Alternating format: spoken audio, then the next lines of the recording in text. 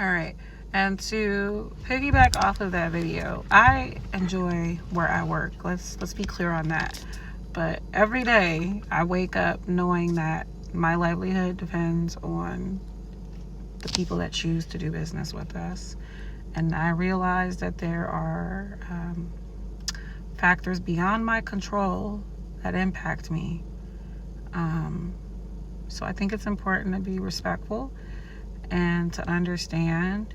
I know a lot of people may have had bad experiences with spirit, but to understand that these are still regular everyday people whose lives are impacted, and even on a microeconomic level, this may have a trickle-down effect on many communities, right? There are whole neighborhoods full of flight attendants and pilots.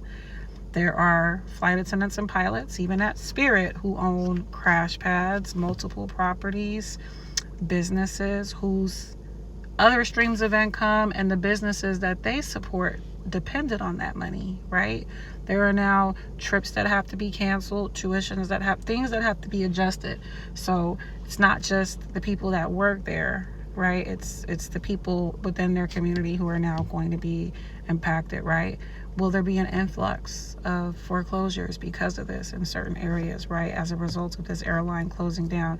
So just be mindful that, you know, this could really happen to any of us. Even if you are a small business owner or an entrepreneur, we all kind of depend on each other to exchange goods and services. And, you know, there's always more that goes into why airlines go under. So just keep these people in your thoughts and prayers. And I know when I first got hired, I always asked other people within aviation, flight attendants, pilots, gate agents, like mostly flight attendants and pilots, like, how did you notice? When did you notice? What signs were there? Most of the time they say there are no signs, with the exception of like Eastern. They were the only, you know, everybody, or Pan Am knew. Pan Am, a lot of the flight attendants kind of had an idea because the service, like they weren't getting the what they need.